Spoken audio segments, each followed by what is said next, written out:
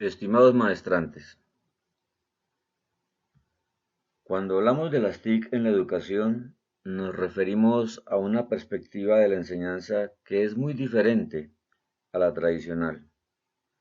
Sin embargo, la correlación TIC-educación también tiene limitantes y debe ser evaluada con sentido crítico y constructivo, porque resulta que a veces la motivación no es para aprender, sino para utilizar los dispositivos tecnológicos, celulares, tablets, aplicaciones de software. Por eso es importante que hablemos hoy acerca de este gran reto, las TIC en la educación. A los docentes de esta época se les está exigiendo competencias digitales, pero la competencia digital debe estar enmarcada también en estas tres grandes áreas del saber, saber hacer y saber ser. Tres elementos fundamentales que también incluyen los recursos digitales, las competencias que el docente debe tener. Competencias que también debe tener y debe apropiar el estudiante que va a utilizar esos medios. Entonces, el saber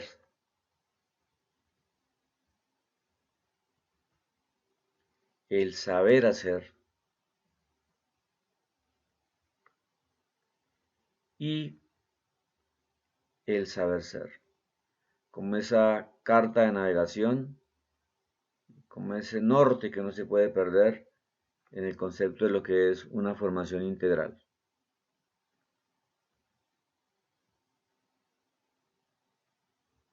Bien, entonces, muy importante tener en cuenta en este módulo de la maestría que hablamos de utilizar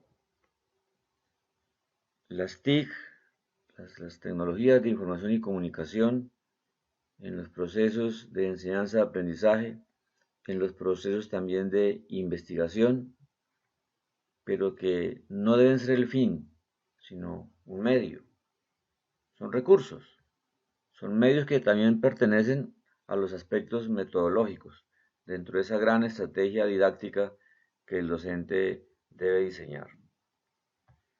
En este slide les muestro algunos de los portales de las plataformas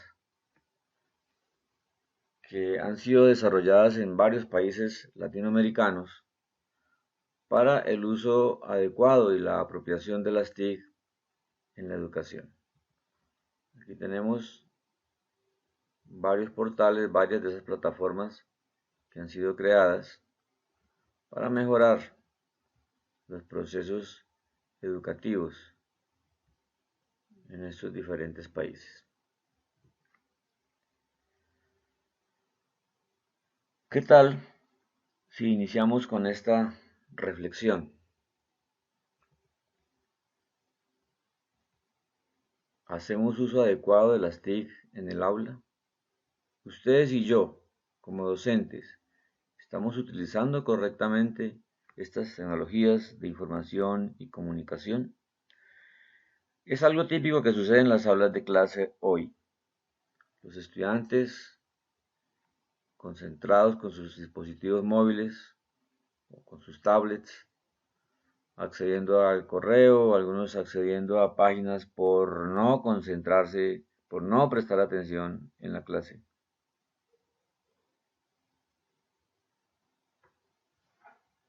Lo vivimos, lo sentimos muchas veces en nuestros salones de clase y la actitud puede ser de indiferencia o de bloquear el acceso a estos dispositivos. Es una dualidad. Es el dilema de muchos docentes. Prohibir el uso de los celulares, prohibir el acceso a Internet o aprovechar sus ventajas, sus bondades y hacer que formen parte de la estrategia didáctica, de los procesos de formación. Ayer y hoy, esta interesante animación que encontré en internet nos muestra cómo ha evolucionado el escritorio. Estamos en el siglo XXI y vivimos toda una avalancha tecnológica. Encontramos herramientas, recursos digitales de todo tipo, aplicaciones para muchas áreas. Veamos cómo ha sido esa evolución. ¿Cómo era antes el trabajo en las aulas? ¿Y cómo fue después de finales del siglo XX? Tecnología TTL, tablero, tiza y lengua. Después se incorporó el marcador, tableros acrílicos. Después el retroproyector de acetatos. Después el videobeam. Y a finales del siglo XX, inicios del siglo XXI, aparecen todos estos términos. TIC, TAC, TOC, PLE. Tecnologías de información y comunicación, tecnologías del aprendizaje colaborativo, tecnologías online colaborativas y cooperativas, y los entornos personales de aprendizaje. Aquí donde viene la competencia digital que le piden a los docentes. Sin embargo, recordemos que siendo la tecnología un mundo cambiante, a diario aparecen nuevas herramientas, nuevos recursos, nuevas tecnologías, nuevas aplicaciones. Vemos cómo, a diferencia de esto, la matemática, por ejemplo, no cae en desuso. El algoritmo de Euclides sigue vigente. Entonces, eso nos lleva a mirar ahora cómo ha sido ese proceso de las teorías pedagógicas, esos cambios que han sido menos vertiginosos, menos rápidos que lo que sucede con la tecnología. Veamos, por ejemplo, que el aprendizaje basado en problemas fue creado en este año en la Universidad McMaster, Canadá. Después surgió una variante del aprendizaje basado en proyectos en Dinamarca. Y tenemos posteriormente el aprendizaje activo, las pedagogías activas, el aprendizaje significativo y muchas otras teorías pedagógicas que vamos nosotros incluyendo en nuestra actividad como docentes. Flip Learning, Flip Classroom. Pero junto a esas teorías pedagógicas, también tenemos que luchar contra los famosos mitos de los docentes. Todos los profesores hemos tenido y tenemos algunos mitos de ayer y de hoy, que se convierten muchas veces en obstáculos para los procesos de enseñanza-aprendizaje. Entonces, un inicio para mejorar esos procesos es eliminar esos mitos. Por ejemplo, el profesor que piensa que lo que él no diga o no escriba en el tablero, sus estudiantes no lo pueden aprender, cuando tenemos todo un océano de información disponible en la red. Pensar que entre más horas de clase tenga mi asignatura, más conocimiento, más aprendizaje entonces van a tener los estudiantes. Los muchachos van a aprender mucho más entre más horas se tengan. Que el docente es el actor central del aula, el protagonista del salón. Otro gran mito. No se escuchan otras voces, sino la del profesor. Pensar que el mundo del problema es el curso que el profesor orienta.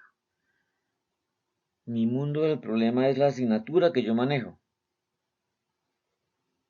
pensar que esto se trata simplemente de que yo enseño y ellos aprenden. Son nativos digitales, así que ellos ya manejan toda la tecnología, ellos aprenden de manera autónoma, aprenden por sí solitos. Otro gran mito.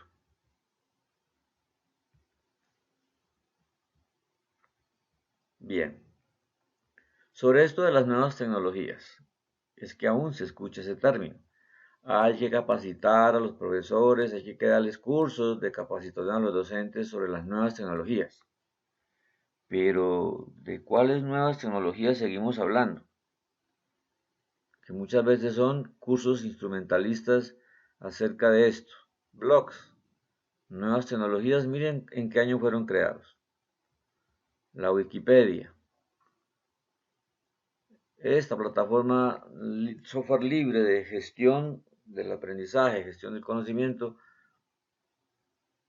Moodle, YouTube, Facebook y muchas otras aplicaciones, muchas otras herramientas que fueron creados hace mucho tiempo, pero se sigue hablando de capacitar a los docentes en las nuevas tecnologías, en las nuevas TIC.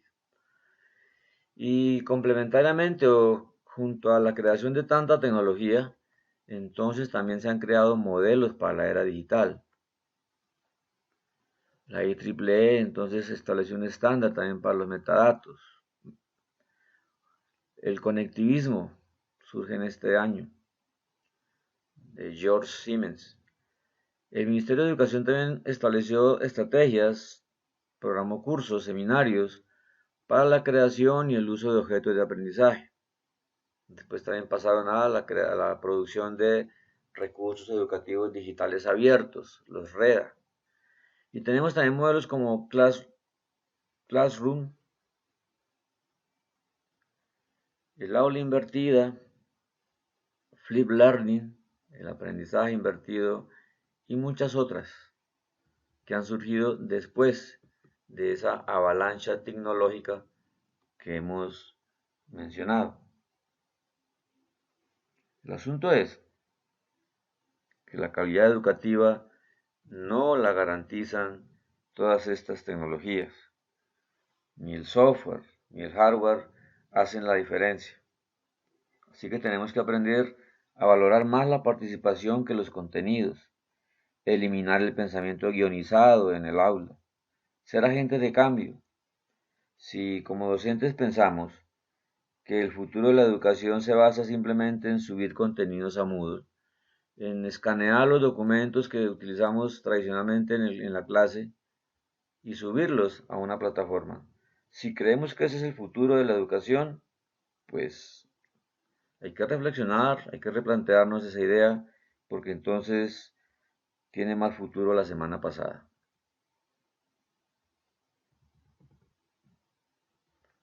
En todos esos recursos digitales que hay disponibles, vimos al comienzo de nuestro módulo esa taxonomía, esa clasificación. Tantas aplicaciones tienen sus objetivos de diseño. Todas no nos sirven para los mismos propósitos. Hay herramientas para la creación de contenidos, para aprender, para enseñar. Hay herramientas de autor para crear, herramientas para gestionar y organizar contenidos. Entonces tenemos que ir clasificando, ir ubicando todas estas herramientas según el propósito, según para qué fueron diseñadas, para qué sirve cada tecnología, cada recurso tecnológico, cada herramienta de esto. Por acá, por ejemplo, entrarían las redes sociales, ¿verdad? Crear comunidades de aprendizaje también. Entonces, hay que saber identificar ese PQS, para qué sirve la tecnología que queremos utilizar con nuestros estudiantes, que queremos utilizar en el aula. Hay muchos recursos digitales para todas las áreas disciplinares. Tenemos recursos para la agroindustria, la medicina, la ingeniería, la educación, el turismo, los deportes. La tecnología permite crear puentes y crear puentes es siempre una construcción.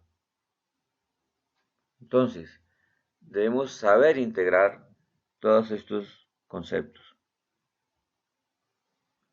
Si la tecnología permite crear puentes, pues para crear puentes necesitamos conocer ambas orillas, ambos extremos. Hay que buscar ese conocimiento integral. No es suficiente saber solo de pedagogía, no es suficiente saber solo de tecnología, saber de procesos de investigación, porque si es una construcción, necesitamos entonces mucho más proceso formativo. Tampoco se puede permitir que a los profesores los sigan clasificando o los sigan calificando como docentes tic-tac-toc. No, al profesor no se le debe calificar por sus competencias tic-tac-toc, sino por la calidad de puentes que puede construir. El profesor es una mente que se comunica con otras mentes, en forma personal e interactiva, creando puentes de conocimiento individual y conocimiento social. Eso es lo que más se debe valorar.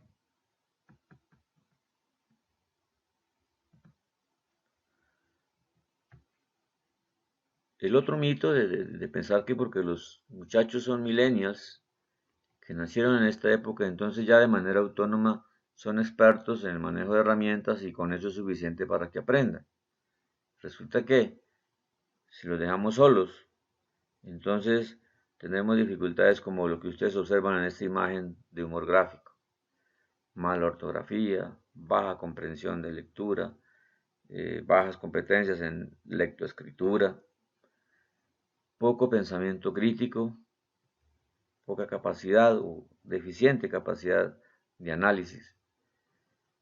No, el estudiante no tiene esa autonomía, así sea un nativo digital. Se requiere una orientación, un acompañamiento del docente. Y es fundamental entonces, si vamos a seleccionar tecnología, tener un buen criterio de elección. Mirar estos tres factores. Primero, ¿qué puede hacer esa tecnología como herramienta educativa para los propósitos que usted tiene? Segundo, ¿qué puede hacer usted con esa herramienta, con esa tecnología?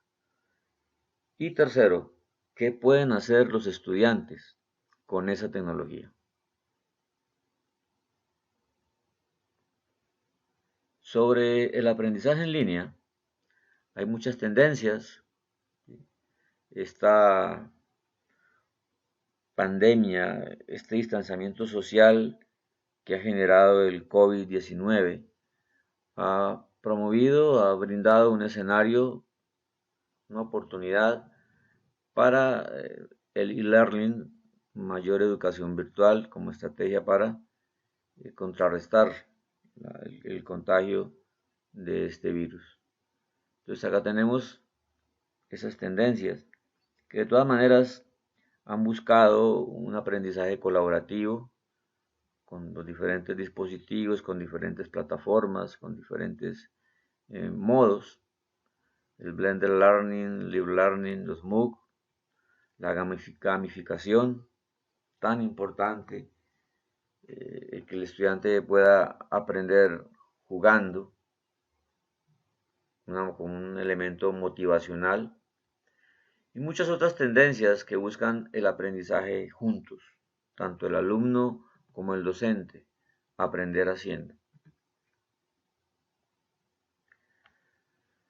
Conclusiones. Definitivamente, pensar en TIC es también un asunto de valores. Hay que querer hacer en lugar de tener que hacer. Hay que redefinir el concepto de aprendizaje. Hay que eliminar los mitos. Una cosa es conocer el camino de las TIC y otra cosa es recorrerlo. La apropiación y uso adecuado de las TIC es algo muy relevante, es cierto, pero el hardware y el software no garantizan la calidad del aprendizaje. La clave está en el trabajo conjunto, la autonomía e interacción de todos los actores del proceso, La única fuente de información ya no es el profesor, y la tecnología por sí sola no mejora nada, mientras no haya un verdadero trabajo colaborativo. Como hemos hablado ya, TIC no se trata simplemente de llevar herramientas, de llevar cacharros al salón de clases. Hay que sentir la necesidad de hacer cosas diferentes, que no se pueden hacer con los métodos viejos, con los métodos antiguos, los métodos tradicionales. Necesitamos que los estudiantes y los profesores llenen su vida de momentos de aprendizaje, dentro y fuera del aula, dentro y fuera de la institución educativa, dentro y fuera de este video. Hay mucho por hacer y lo estamos haciendo, pero cada uno de ustedes, reitero, debe ser agente de cambio. Que revolucionemos la educación y eso empieza por un cambio de actitud en cada uno de nosotros. Ahí está la clave, en la manera como abordamos el aprendizaje. Hasta pronto y por siempre, éxitos.